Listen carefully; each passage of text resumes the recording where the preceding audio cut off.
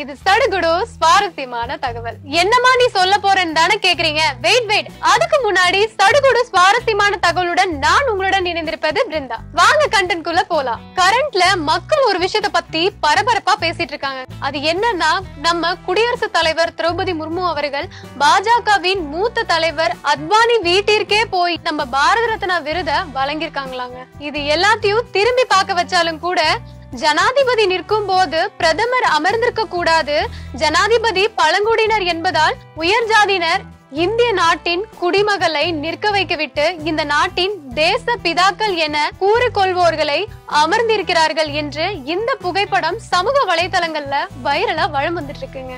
என்ன ஒரு அநியாயம்னு கமெண்ட்ல பயங்கரமா கேள்வியோட போயிட்டு இருக்குங்க. அரசியல் சாசனப்படி குடியரசுத் தலைவர் தான் அனைவருக்கும் முதன்மையானவர், அவருக்கு தான் முதல் மரியாதை செய்ய வேணும். ஆனா அந்த அம்மாவை நிற்க வச்சுட்டு இந்த பெரியவங்க உட்கார்ந்துட்டு இருக்காங்கன்னு கமெண்ட்ல சொல்லாத வார்த்தையே இல்லைங்க. புதிதா கட்டப்பட்ட பாராளுமன்றம் கட்டிடம் திறப்பு விழாவுக்கே இந்த கேள்விதாங்க எழுப்பப்பட்டது.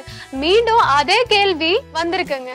அது என்னன்னா, குடியரசுத் தலைவர் பெண் என்பதாலோ இருக்கலாமோ, இல்ல கணவரை இழந்தவர் என்பதாலோ இருக்கலாமோ, பழங்குடியினர் சார்ந்த என்பதாலோ இருக்கலாம்னு மக்கள் கமெண்ட்ல பேசின வண்ணமாவே இருக்குங்க.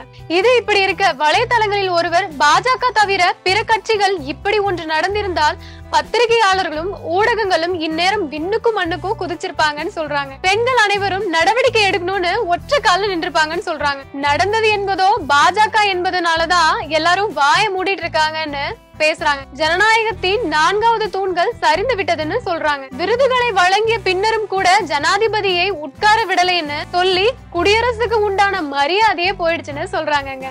இதெல்லாம் கூட பரவாயில்லங்க, பாரத ரத்னா விருதை டோர் டெலிவரி எல்லாம் செய்யறாங்க.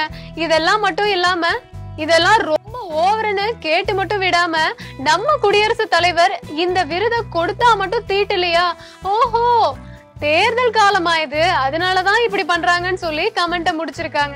இத்துடன் சடுகுடு நேரம் முடிவடைகிறது. மீண்டும் ஒரு சுவாரஸ்யமான தகவலுடன் நான் உங்களை சந்திக்கிறேன். நன்றி.